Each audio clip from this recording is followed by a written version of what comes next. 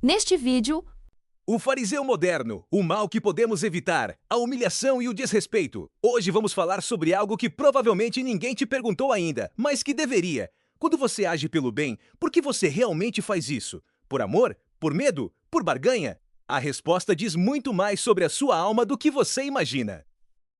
olá, seja bem-vindo. Vamos a mais um vídeo da nossa série. Se este conteúdo fizer sentido para você, deixe seu like e acompanhe o nosso canal. Canal Jornada da Alma. Reflexões que transformam o olhar. Pensa em duas pessoas. A primeira acorda todo dia, trata bem quem está ao redor, ajuda o vizinho sem que ninguém peça, doa quando pode, não mente, não engana. Ela não acredita em Deus. Nunca foi a uma igreja ou centro espírita. Nunca fez uma oração na vida. A segunda vai ao culto todo domingo, conhece versículos de cor, posta frases de Chico Xavier, frequenta o centro espírita toda semana. Mas na segunda-feira humilha o funcionário, fofoca sobre o vizinho, sonega imposto e vota em político corrupto desde que ele defenda os seus interesses. Se essa pergunta te incomoda, ótimo, porque a doutrina espírita ela tem uma resposta. Ela não é confortável, mas é objetiva e direta. Hoje vamos falar sobre 4 perfis de alma, 4 formas diferentes de existir nesse mundo. Quem age pelo bem de verdade, quem age pelo medo, quem barganha com Deus e quem foi empurrado para o mal pela vida. Se esse tema ressoa com você, deixe seu like. Isso ajuda bastante nosso canal. Tipo 1. A alma que já chegou lá. Esse primeiro tipo é raro, e quando você encontra uma pessoa assim, você sente. Ela não precisa de esforço para fazer o bem. Não resiste à tentação de mentir, porque a mentira simplesmente não cabe em quem ela é. Não precisa de ameaça divina para respeitar o próximo. O respeito é natural como respirar. No entendimento espírita, essa é uma alma que acumulou ao longo de muitas encarnações um grau elevado de evolução moral. Ela chegou aqui com o bem já incorporado no perispírito, que é o corpo espiritual que carrega as marcas de tudo o que vivemos em todas as nossas vidas. O ateu bondoso do nosso exemplo pertence a esse grupo. Não importa que ele não acredite em Deus, não importa que nunca tenha pisado em lugar sagrado. O que importa é o que ele faz com a vida que tem. E isso, para a doutrina espírita, pesa infinitamente mais do que qualquer título religioso. Tipo 2. A alma que faz o bem, mas porque tem medo. Esse perfil é muito mais comum do que a gente imagina e provavelmente habita em alguma medida cada um de nós. Essa pessoa faz o bem, mas movida pelo terror da punição. Ela doa porque tem medo do inferno. Ela perdoa porque tem medo do karma. Ela frequenta igreja, centro espírita e outros porque está apavorada com o que pode acontecer se não for. Ela reza não por amor a Deus. Ela reza para se proteger de Deus. Você conhece esse perfil, talvez de perto. A pessoa que passa a semana maltratando o funcionário, humilhando em casa, sonegando, mas no domingo está na primeira fileira da igreja, de joelhos, chorando de arrependimento. Arrependimento real? Não, é o medo da conta chegando. O Evangelho segundo o Espiritismo é direto. Uma boa ação praticada por medo tem valor infinitamente menor do que a mesma ação praticada por amor genuíno. Mas o Espiritismo não condena quem está nesse estágio, porque ele é um estágio, é um degrau. Com o tempo, com as experiências, o medo vai sendo substituído pelo amor. A virtude deixa de ser coerção e passa a ser convicção. Tipo 3. A alma que faz negócio com Deus. Esse aqui é muito brasileiro, e digo isso com carinho, porque faz parte da nossa cultura. Se você me curar, vou à Aparecida de joelhos. Se eu conseguir esse emprego, dou 10% do salário. Se minha filha passar no vestibular, eu pago tal promessa. Isso é barganha, uma relação transacional com o sagrado. E a doutrina espírita é clara. Deus não faz acordos. As leis espirituais não funcionam como o mercado onde trocamos doação por milagre. A lei de causa e efeito é impessoal, é precisa e justa. Não pode ser negociada.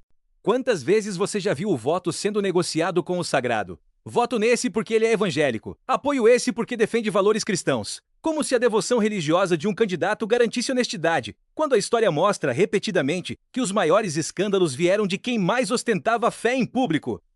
O fariseu moderno usa palanque, carrega a Bíblia para foto e assina contrato superfaturado na segunda-feira. A alma que barganha com Deus acredita que performance espiritual substitui ação moral. O Espiritismo diz, não substitui, nunca substituiu.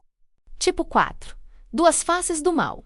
Aqui precisamos de cuidado, porque o Espiritismo faz uma distinção que muita gente ignora. Há o mal por escolha e há o mal por circunstância. O primeiro, O político que desvia recursos da saúde pública sabendo que crianças vão morrer por falta de remédio. E não se importa porque o benefício próprio é maior. Mal por escolha, consciente, deliberado, esse espírito está num nível ainda muito primitivo de evolução. Não é maldade sobrenatural, é ignorância espiritual profunda. E a lei de causa e efeito vai, em algum momento futuro, colocar esse espírito exatamente no lugar de quem ele abandonou.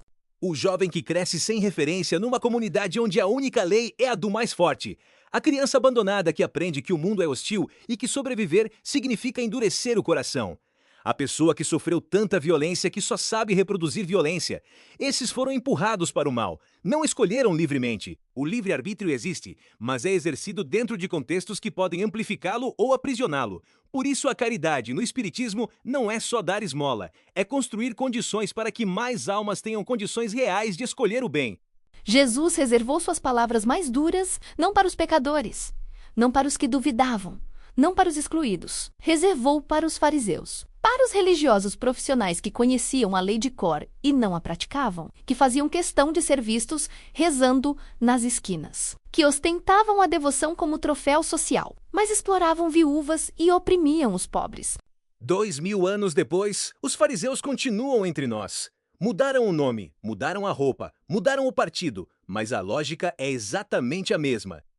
Kardec, no Livro dos Espíritos, perguntou diretamente aos espíritos: quem é mais merecedor aos olhos de Deus? E a resposta foi esta: aquele que pratica o bem sem esperar reconhecimento, sem cobrar retorno, sem precisar de plateia.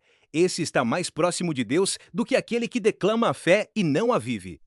O ateu bondoso não sabe que está sendo justo espiritualmente. Ele simplesmente é, e isso vale mais do que 1000 orações ditas por quem não acredita no que está falando.